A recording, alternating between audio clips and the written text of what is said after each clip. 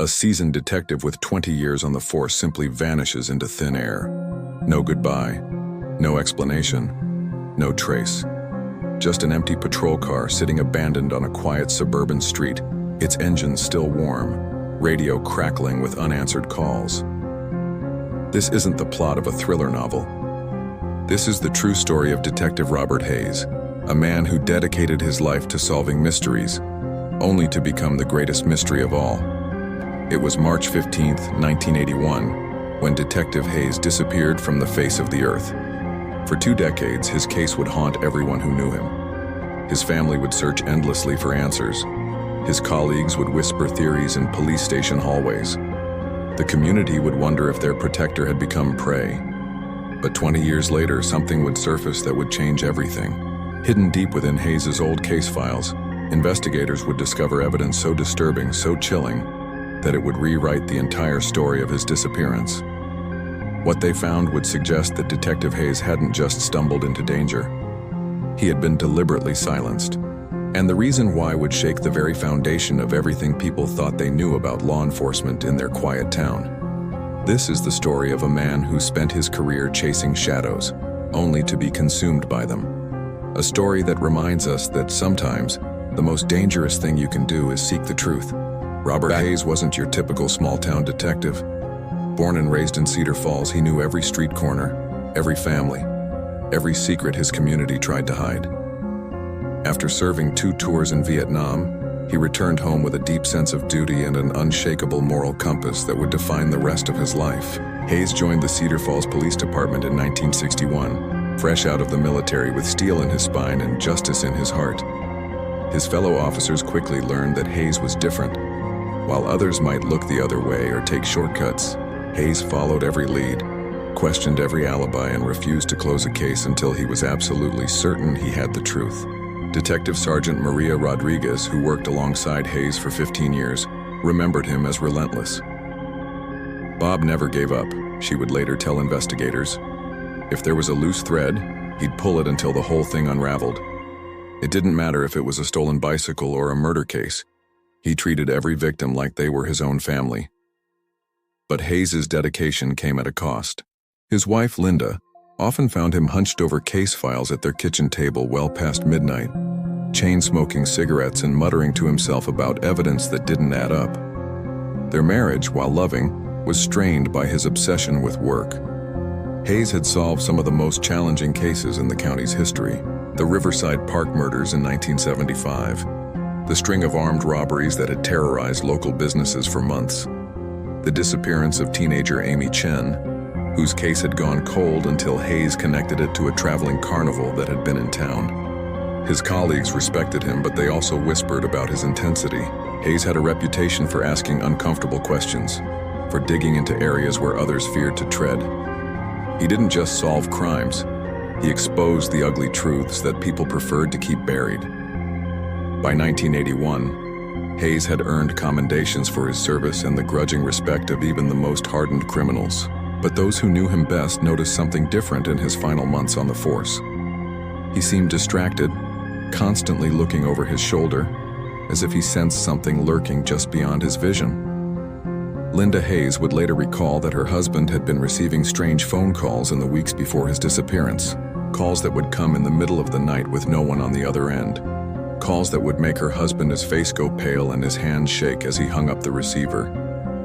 He was scared, Linda would tell investigators years later, tears streaming down her face.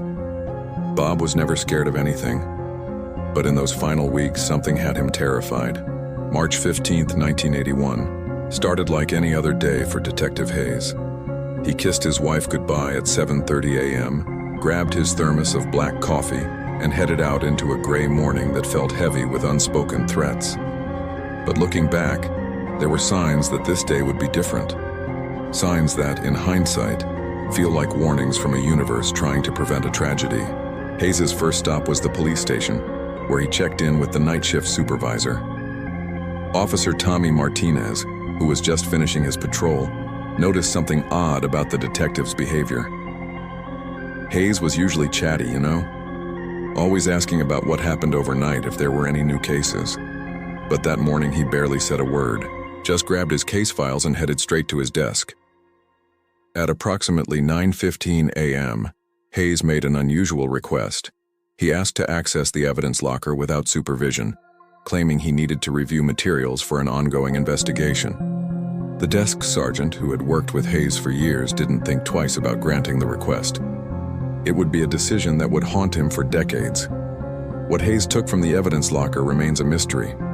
The sign-out sheet showed only his signature and the time, but no description of the items he removed. Security cameras from that era were primitive, and the footage was too grainy to reveal what Hayes might have been carrying when he left. At 11:30 a.m., Hayes stopped by Murphy's Diner for his usual lunch, a ham sandwich and coffee. But waitress Betty Sullivan noticed he barely touched his food. He kept checking his watch, she would later recall, and he was looking out the window every few minutes like he was expecting someone, or maybe like he was afraid someone was watching him. Hayes left the diner at 12:15 p.m., but not before making a phone call from the payphone near the restroom. The call lasted approximately 3 minutes. Phone records would later show it was made to an unlisted number that investigators could never trace. His last confirmed sighting was at 1:45 p.m. when Officer Patricia Kelly spotted Hayes' patrol car parked outside the Cedar Falls Public Library. She waved and Hayes waved back, but she would later describe his expression as haunted. What Hayes was doing at the library remains unknown. The librarian on duty that day couldn't remember seeing him inside, and security footage showed only his car in the parking lot, not Hayes himself entering or leaving the building. At 2:30 p.m., Hayes radioed dispatch to report his location as investigating a possible lead on Maple Street. It would be the last communication anyone would ever receive from Detective Robert Hayes. By 4:00 p.m., when Hayes failed to respond to radio calls, his fellow officers knew something was terribly wrong. Hayes was legendary for his punctuality and communication. He never missed a check-in. He never ignored dispatch. In 20 years on the force, he had never simply disappeared. The final piece of the puzzle would be discovered at 6:15 p.m., when Officer Rodriguez found Hayes' patrol car abandoned on Elm Street, 3 blocks from the library. The engine was still running. His radio was turned to the correct frequency. His service weapon was gone, but his badge remained pinned to the driver's seat. And Detective Robert Hayes had vanished without a trace. The discovery of Hayes' abandoned patrol car sent shockwaves through the Cedar Falls Police Department. In 20 years of service, nothing like this had ever happened. Police officers simply didn't vanish into thin air, especially not veteran detectives with spotless records and no apparent enemies. The scene itself was eerily pristine. The car sat perfectly parked between 2 residential driveways, as if Hayes had pulled over for a routine stop. The driver's door was closed but unlocked. The keys dangled from the ignition. A half-empty cup of coffee sat in the cup holder, still warm to the touch. But it was what investigators didn't find that made the scene so unsettling. There were no signs of a struggle, no blood, no broken glass, no scuff marks on the pavement, no witnesses who had seen or heard anything unusual. It was as if Hayes had simply stepped out of his car and dissolved into the afternoon air.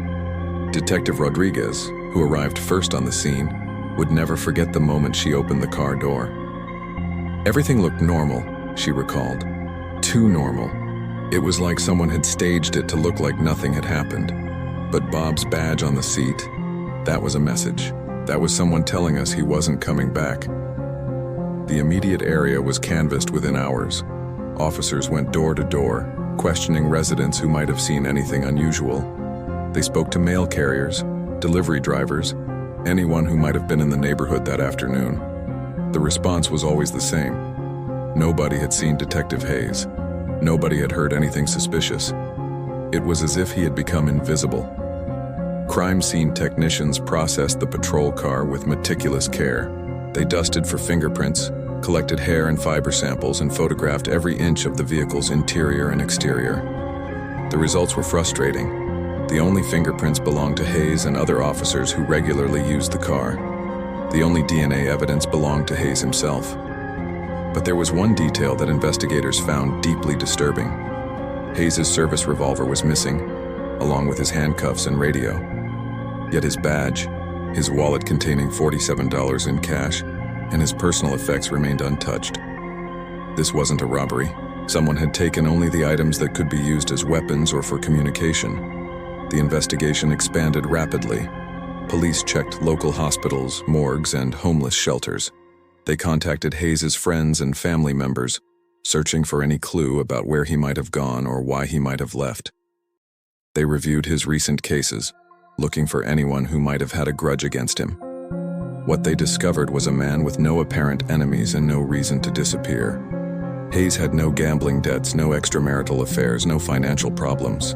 His marriage was stable, his children were grown and successful, and his colleagues respected him. He was, by all accounts, exactly what he appeared to be, a dedicated police officer who had simply vanished. The first 48 hours brought a flood of false leads. A gas station attendant in the next county thought he might have seen Hayes. A homeless man claimed to have witnessed an abduction. A psychic called with visions of Hayes being held in an abandoned warehouse. Every lead was investigated thoroughly, every lead led nowhere. As the hours turned into days, and the days into weeks, a grim reality began to settle over the investigation. Detective Robert Hayes, a man who had spent his career solving mysteries, had become an unsolvable mystery himself.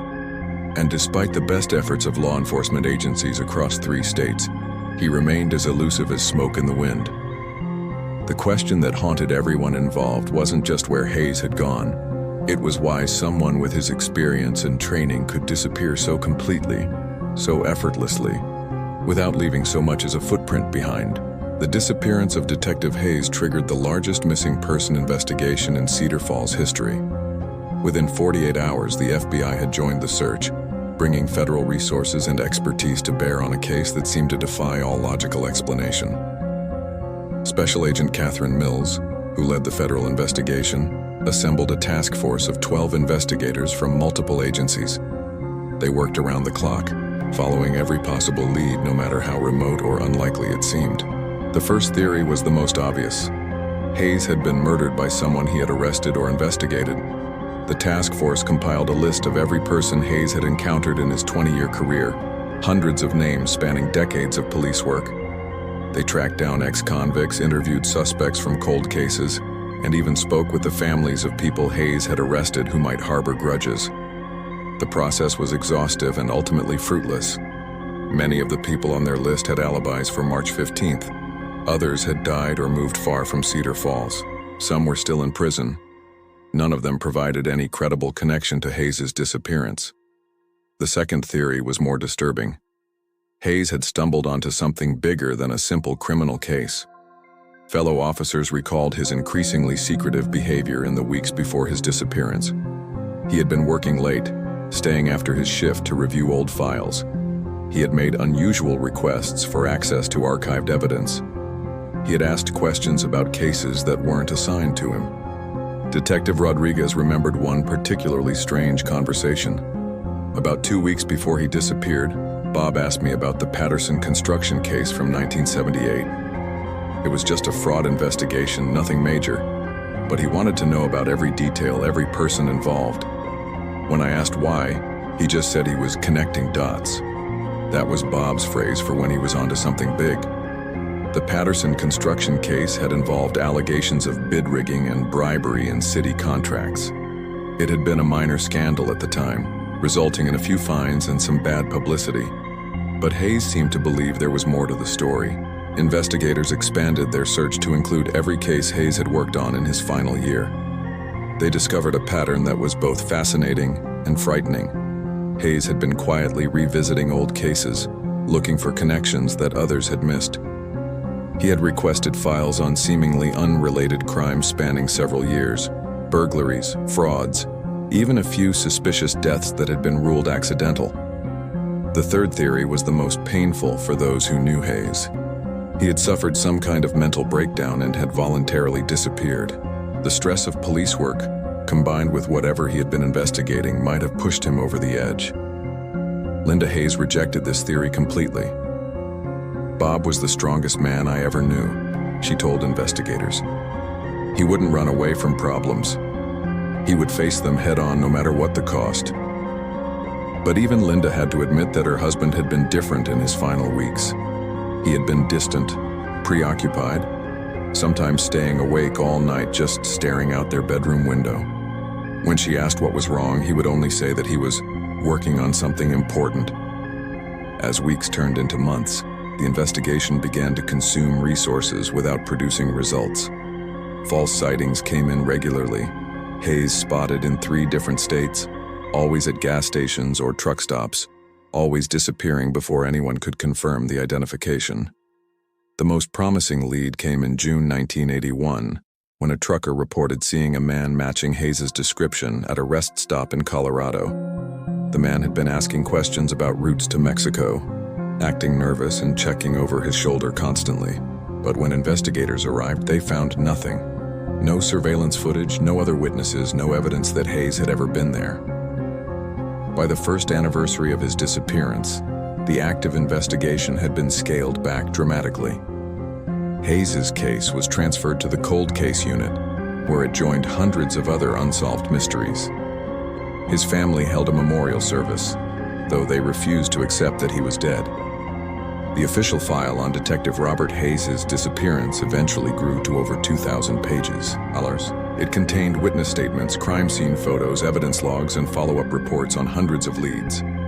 But for all its bulk, the file contained no answers, only questions that seemed to multiply with each passing year. Some investigators developed their own private theories. A few believed Hayes had uncovered police corruption and had been silenced to protect powerful people. Others thought he had discovered something about organized crime that had made him a target. A small group even wondered if Hayes had been working undercover on a federal case so secret that his own department hadn't been informed. But theories were all they had. Detective Robert Hayes had vanished as completely as if he had never existed, leaving behind only questions and the growing conviction that his disappearance was far more sinister than anyone had initially imagined. 2 years became 5. 5 became 10. And still, Detective Robert Hayes remained nothing more than a ghost story whispered in the halls of the Cedar Falls Police Department. For Linda Hayes, the silence was unbearable. Every morning brought fresh hope that this would be the day her husband came home. Every evening brought crushing disappointment when he didn't. She kept his coffee cup on the kitchen counter, his clothes in their shared closet, his reading glasses on the nightstand beside their bed. People kept telling me I needed to move on, Linda would later recall. They said I should accept that Bob was gone and try to build a new life. But how do you move on when you don't know what you're moving on from? How do you grieve someone who might still be out there somewhere, waiting for you to find them? The Hayes children, Robert Jr. and Sarah, dealt with their father's disappearance in different ways. Robert Jr., who had followed his father into law enforcement, became obsessed with solving the case himself. He spent his off-duty hours reviewing the files, interviewing old witnesses, and chasing down leads that had long since gone cold. His marriage suffered. His career stagnated. His health declined from the stress and sleepless nights. Sarah took the opposite approach. She moved across the country, changed her name, and tried to pretend that Detective Robert Hayes had never existed. But the nightmares followed her. Dreams of her father calling out for help from somewhere dark and unreachable. Dreams of finding his body in places she had never been. Dreams that would wake her screaming in the middle of the night, convinced that he was still alive and still in danger. The Cedar Falls Police Department struggled with Hayes' disappearance in their own way. His desk remained untouched for months, as if someone expected him to walk through the door and pick up where he had left off. His parking space stayed empty. His locker remained sealed with evidence tape. New officers would ask about the empty desk, and veteran cops would tell them the story in hushed tones, about the detective who had vanished without a trace, about the investigation that had consumed months and produced nothing, about the questions that no one could answer, and the theories that no one could prove. Detective Rodriguez, who had been Hayes' closest colleague, requested a transfer to another department within 6 months of his disappearance. "I couldn't walk into that building every day and see his empty chair," she explained. "It was like working in a graveyard. Everyone was waiting for a ghost to show up." The community reacted with a mixture of fear and fascination. If someone could make a police detective disappear without a trace, what did that mean for ordinary citizens? Parents began walking their children to school. People started locking their doors during the day. Gun sales in Cedar Falls increased by 40% in the year following Hayes' disappearance. Local newspapers ran anniversary stories every March 15th, rehashing the same facts and interviewing the same people. TV news stations would occasionally revisit the case during slow news periods, offering rewards for information that never materialized. True crime enthusiasts discovered the case and created online forums dedicated to solving it, generating thousands of theories but no actual progress. The Hayes case became a touchstone for other unsolved disappearances. When anyone else went missing in the region, investigators would inevitably ask, "Is this another Robert Hayes?" The answer was always no, but the question persisted, hanging over every missing person case like a dark cloud. Psychics, fortune tellers, and self-proclaimed investigators descended on Cedar Falls regularly, claiming they could solve the mystery that had stumped professional law enforcement for years. Linda Hayes met with dozens of them, desperate for any information no matter how unlikely the source. None of them provided anything more than vague predictions and false hope. The case took on a life of its own in popular culture. A true crime book was published in 1985, but it contained no new information. A documentary aired on cable television in 1989, but it raised more questions than it answered. Hayes became a character in local folklore, a cautionary tale about what happened to those who dug too deep into secrets that were meant to stay buried. But perhaps the most haunting aspect of Hayes' disappearance was how completely he had been erased. No body was ever found. No final message was ever discovered. No deathbed confession ever emerged from someone claiming knowledge of what had happened to him. Detective Robert Hayes had simply ceased to exist, leaving behind a void that grew larger and more troubling with each passing year. And in that void, darker possibilities took root and flourished, feeding on the silence and growing stronger with each anniversary of his disappearance. 20 years of silence ended with a phone call that would change everything. It was March 2001, exactly 2 decades after Hayes' disappearance, when renovation workers at the Cedar Falls Police Department made a discovery that would resurrect the case from its cold grave. Hidden behind a false wall in the basement evidence room, they found a box that bore Hayes' name and badge number, a box that wasn't supposed to exist.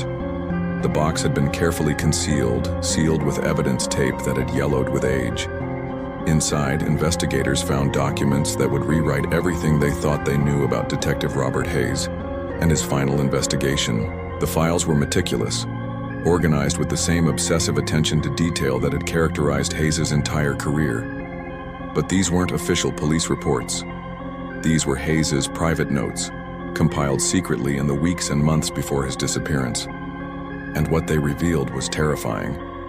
Hayes had been investigating what he believed was a massive conspiracy involving city officials, local business leaders, and members of his own police department. The Patterson construction case that Detective Rodriguez remembered was not a minor fraud investigation. It was the tip of an iceberg that Hayes believed went straight to the heart of Cedar Falls' power structure. According to Hayes' notes, Patterson Construction had been systematically overcharging the city for projects, then splitting the excess profits with city council members and police officials, who ensured that competing bids were rejected. But that was just the beginning. Hayes had documented what he believed was a web of corruption spanning multiple years and involving dozens of people. City contracts awarded to the highest bidder instead of the lowest. Police evidence that had mysteriously disappeared from cases involving connected suspects. Zoning decisions that enriched certain property developers at the expense of the community. But the most chilling discovery was Hayes' growing conviction that he was being watched. His final entries, dated just days before his disappearance, described cars following him home from work, phone calls with no one on the other end, break-ins at his house where nothing was stolen but personal papers had been disturbed. "They know I'm getting close," Hayes had written in his final entry. "Linda thinks I'm being paranoid, but I can feel them watching me. If something happens to me, these files are the key to everything. The corruption goes higher than anyone realizes. Mayor Stevenson is involved. Chief Patterson is involved. They're all involved." The file included photographs that Hayes had taken secretly, pictures of city officials meeting with construction company executives in parking lots and hotel rooms, copies of bank records that showed suspicious transfers of money, even audio recordings that Hayes had made using primitive surveillance equipment. One recording was particularly damning.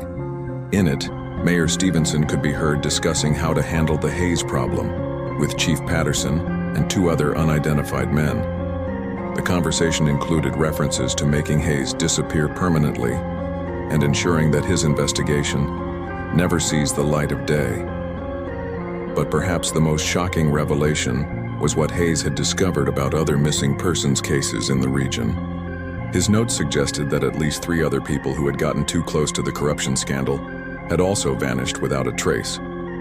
Hayes believed that his own disappearance had been planned and that he wouldn't be the last victim. The discovery of the files sent shockwaves through Cedar Falls and beyond. Within hours, FBI agents had descended on the city, seizing documents and interviewing anyone who might have information about the conspiracy Hayes had uncovered. Several of the people named in Hayes's files had died in the intervening 20 years, taking their secrets to the grave, but others were still alive, and their carefully constructed lives began to crumble under federal scrutiny. Mayor Stevenson, who had served 5 terms and been considered one of the most respected politicians in the state, was found dead in his home 3 days after the files were discovered. Official cause of death: suicide by gunshot. He left behind a note confessing to his role in the corruption scheme and expressing remorse for Hayes's death. Chief Patterson had died of a heart attack in 1987, but Hayes's files revealed that he had been the ringleader of the conspiracy, using his position to protect corrupt officials and silence anyone who threatened to expose them. The discovery transformed Hayes from a missing person into a murder victim. More importantly, it revealed him as a hero who had died trying to expose the truth. The detective who had vanished without a trace had actually left behind the most important evidence of all. But even this shocking revelation couldn't answer every question. Hayes's body was never found. The exact circumstances of his death remained unknown, and some of the people involved in the conspiracy were never identified. The hidden files had changed everything, but they hadn't provided the closure that Hayes's family had sought for 20 years. They had simply replaced one mystery with another, deeper and more disturbing than anyone had imagined. The discovery of Hayes's hidden files triggered the largest corruption investigation in the state's history. Federal prosecutors launched Operation Clean Sweep, a comprehensive effort to uncover the full extent of the conspiracy and bring the remaining participants to justice.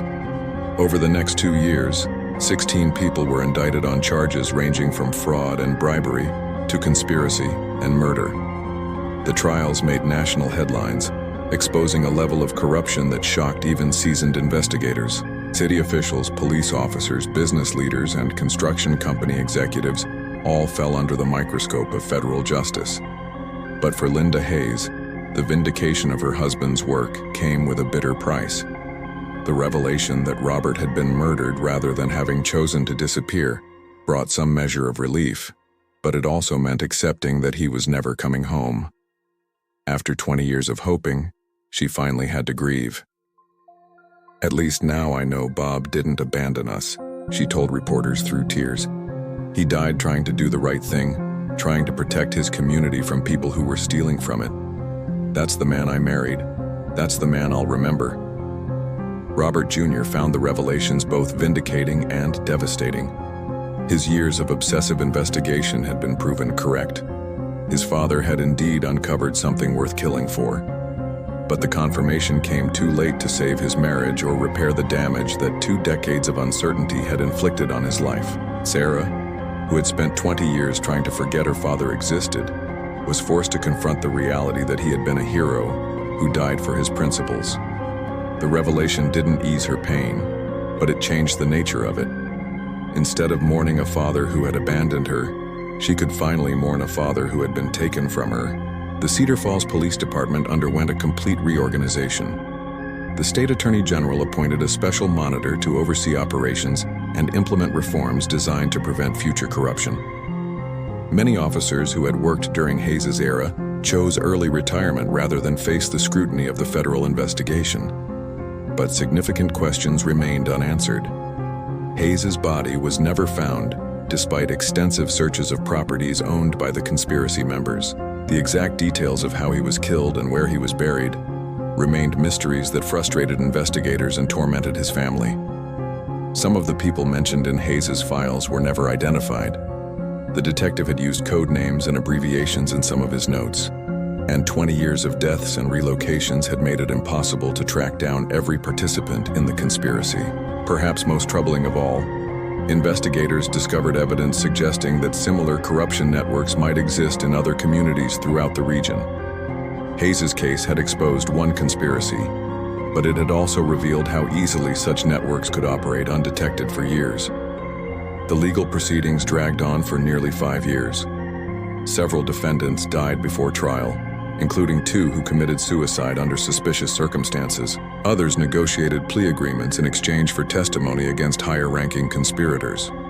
A few were convicted and sentenced to lengthy prison terms, but many observers felt that justice remained incomplete.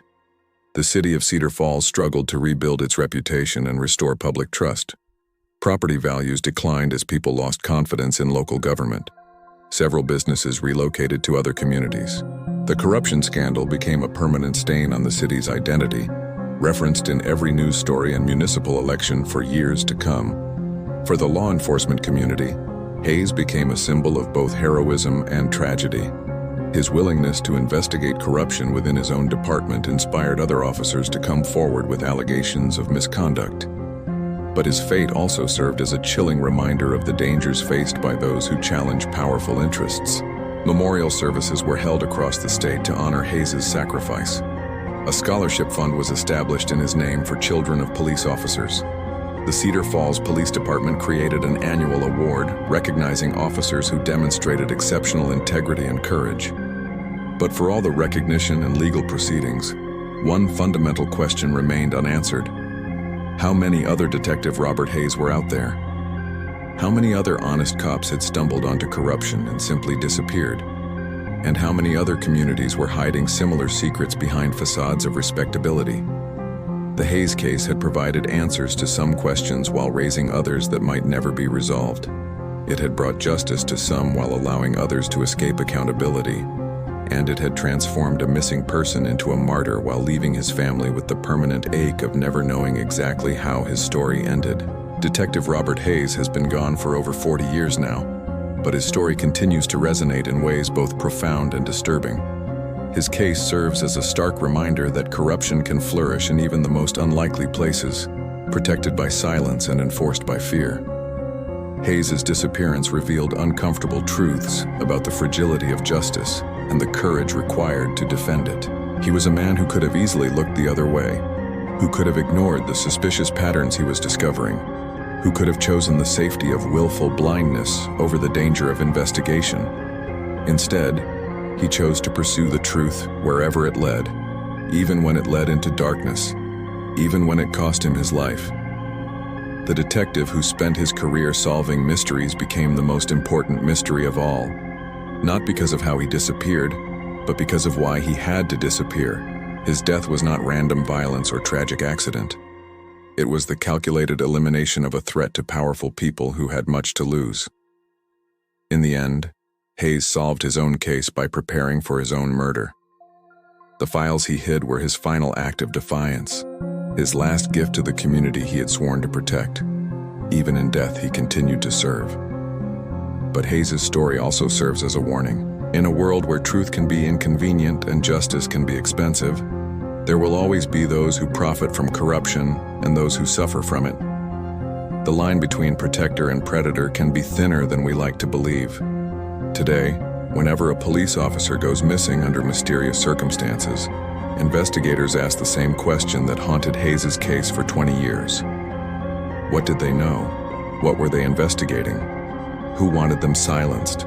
The answers aren't always as dramatic as they were in Hayes's case, but sometimes they are.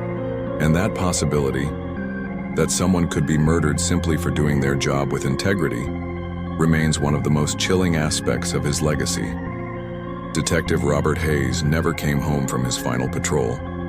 His body was never found. His killers were never fully brought to justice. But his courage in the face of corruption, his dedication to truth over safety, and his ultimate sacrifice continue to inspire those who believe that justice is worth any price. In a world where it's easier to stay silent than speak up, where it's safer to ignore corruption than confront it, Hayes chose the harder path. He chose to be the kind of person who stands between the innocent and those who would exploit them, no matter what the cost. That choice killed him, but it also immortalized him as a reminder that heroes don't always wear capes. Sometimes they wear badges, and sometimes they pay the ultimate price for wearing them with honor. The mystery of Detective Robert Hayes has been solved, but the questions his case raised about corruption, courage, and the price of truth remain as relevant today as they were in 1981. And until those questions are fully answered, his story will continue to haunt us all.